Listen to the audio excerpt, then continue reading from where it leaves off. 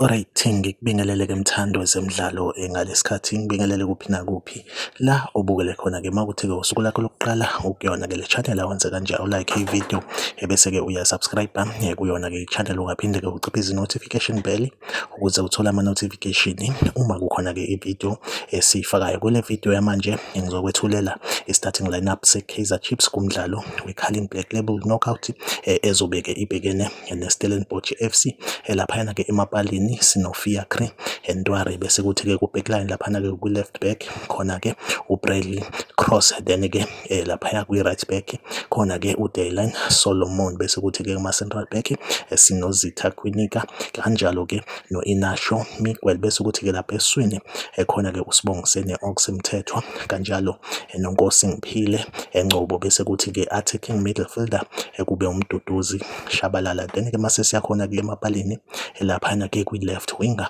khona-ke uPule Modi bese kuthi-ke kwi-right winger khona-ke uClody Lilebo, then-ke i-striker